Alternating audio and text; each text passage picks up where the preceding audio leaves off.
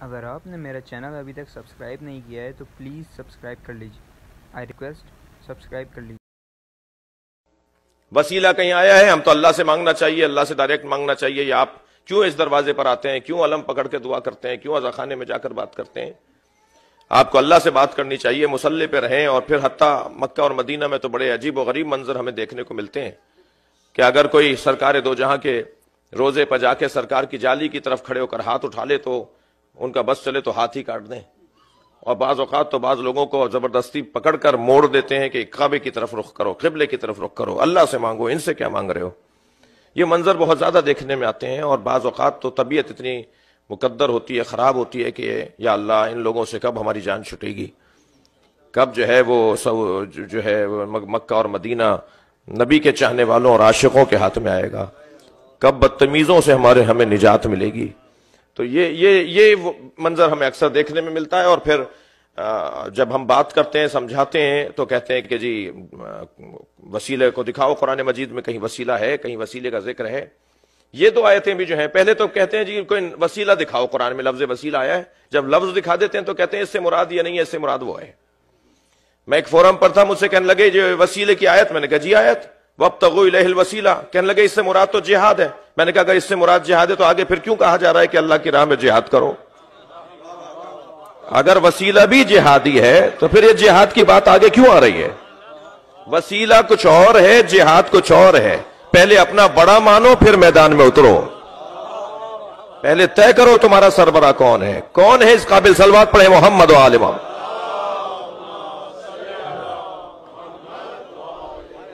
اور یہ آیہ کریمہ جو تو میں عرض کر رہا تھا کہ بعض لوگوں کی خواہش ہے کہ ہمیں ہر بات قرآن سے دکھاؤ، ہر بات قرآن سے دکھاؤ. پہلے تو ان سے میں مخاطب ہوں کہ تمہیں یہ کس نے بتایا ہے کہ یہ قرآن ہے؟ کیا جبریل تم پر آیا تھا کہ یہ قرآن ہے؟ یہ نبی نہیں بتایا ہے نا یہ قرآن ہے. تو بغیر نبی کے قرآن تم نے کہاں مانا ہے جو بغیر حدیث کے قرآن مان رہے ہو؟ سرکار بتائیں گے نا. قرآن سے دکھاؤ 2 رکعت نماز فجر کی قرآن میں کہاں لکھی بھی ہے؟ ساری امت 2 رکعت نماز پڑھتی ہے، سنی ہو یا شیعہ ہو. 4 رکعت نماز ظہر کی ہے، 4 رکعت عصر کی ہے، 3 مغرب کی ہے، 4 عشاء کی ہے. کہاں ہے قرآن میں؟ زکوٰۃ کیسے دینا ہے کہاں ہے قرآن میں؟ خانہ کعبہ کے 7 چکر ہیں کہاں ہے قرآن میں؟ اگر ہر بات قرآن سے دیکھنی ہے تو وہ دیکھنے والا ہی تو بتا رہا ہے، میں تو دیکھ ہی نہیں پا رہا. لا رطب ولا یابس الا فی کتاب مبین. قرآن میں کوئی خشک و تر نہیں ہے جس کا ذکر نہ ہو، وہ میرے لیے نہیں ہے. یعنی یہ جو اللہ نے کہا ہے کہ قرآن میں کوئی خشک و تر نہیں ہے جو قرآن میں نہ ہو، یہ میں کھول کر بیٹھ جاؤں اور ہر چیز کو ڈھونڈنے لگوں، میرے اندر صلاحیت نہیں ہے. قرآن میں ہر خشک و تر ہے. توجہ چاہوں گا، قرآن میں ہر بات موجود ہے، مگر دیکھنے والے کے لیے نگاہ مصطفیٰ چاہیے یا دید مرتضیٰ چاہیے. ہر آدمی نہیں دیکھ سکتا، میرے بس کی بات نہیں ہے، مجھے نظر نہیں آئے گا. قرآن میں ہے مگر دیکھنے کے لیے وہ آنکھیں چاہیے جو اللہ کے یہاں سے بند کر آئی ہوں. وہ دیکھنے والی آنکھیں. دیکھیں ایک مرتبہ میں چشمے سر سے دیکھتا ہوں، یہ ہماری جو منہ پر آنکھیں لگی ہوئی ہیں، یہ آنکھیں تو بہت ساری چیزیں دیکھ ہی نہیں رہی. ان کے دیکھنے کے اوپر اگر میں نے فیصلہ کر لیا تو پھر بہت ساری چیزوں سے مجھے ہاتھ اٹھانا پڑے گا. یہ آنکھیں تو بہت ساری چیزیں دیکھتی نہیں ہیں، اور دیکھتی بھی ہیں بعض چیزیں تو دھوکہ کھاتی ہیں. یعنی ہوتا کچھ اور ہے، دیکھتی کچھ اور ہے. یہی پنکھا اگر ابھی چلنے لگ جائے تو 3 پر ہے نا اس میں، یہ ایسا لگے گا جیسے تھال گھوم رہا ہے. تھال تو نہیں ہے، ہمیں نظر تھال آئے گا، ہے یہ 3 پروں والا پنکھا. آپ انگارے کو ذرا بیضوی اور دائرہ نما میں ذرا چرخش دیں، گھمائیں تو ایسا لگے گا جیسے ویل گھوم رہا ہو آگ کا، جبکہ وہ انگارہ ہے. روڈ کے اوپر آپ کو سراب نظر آتا ہے، پانی نظر آتا ہے، باقاعدہ پانی نظر آتا ہے. ہم قریب جاتے ہیں تو وہ پانی نہیں ہوتا. ہماری آنکھیں دھوکہ کھا رہی ہیں نا. میں ایک جگہ سے گزر رہا تھا، رستے میں سانپ بیٹھا ہوا تھا، میرے بڑھتے ہوئے قدم رک گئے. میں نے سوچا موذی حملہ کرے گا. توجہ ہے، لوگوں نے دیکھ کر مجھ پہ تبصرے شروع کر دیے، مولانا کو دیکھو شجاعت کی باتیں کرتے ہیں، سانپ سے ڈر رہے ہیں. اب ہم کھڑے ہوئے سوچنے لگے کیا کریں، ان کے چڑھانے میں آئیں یا عقل مندی کا ثبوت دیں. بہت سارے لوگ جو ہے چڑھا کے غائب بھی ہو جاتے ہیں نا.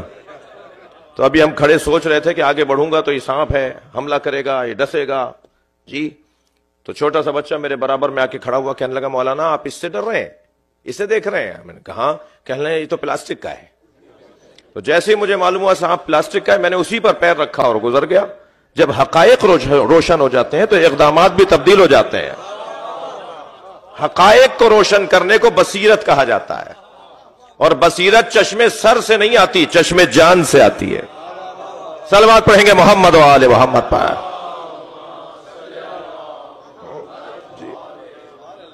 عزیزان گرامی، قرآن میں ہر چیز موجود ہے، مگر دیکھنے کے لیے سرکار کا وجود چاہیے، مولا علی کا وجود چاہیے.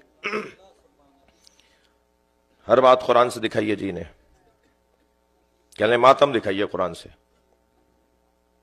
تو یہ جو شوق رکھتے ہیں نا، ان کو پھر دو طرح کے لوگ ہوتے ہیں. یہ کچھ تو ہوتے ہیں جو علمی بات سمجھتے ہیں، کچھ نقضی بات اور جو ہے وہ ضد کو محسوس کر لیتے ہیں. جی نقضی جواب سمجھتے ہیں، ایک ان کے سوال کو توڑ دیا جائے تو خود بخود وہ جواب ہو جاتا ہے. ہمارے ایک بزرگ فرما رہے تھے کہ ایک صاحب مجھ سے لج رہے تھے کہ قرآن میں ماتم دکھائیے. میں نے کہا جی قرآن میں ماتم کی آیت وہیں لکھی ہے جس کے برابر میں تراویحوں کی آیت لکھی ہے. صلوات پڑھ لے ذرا محمد و آل محمد.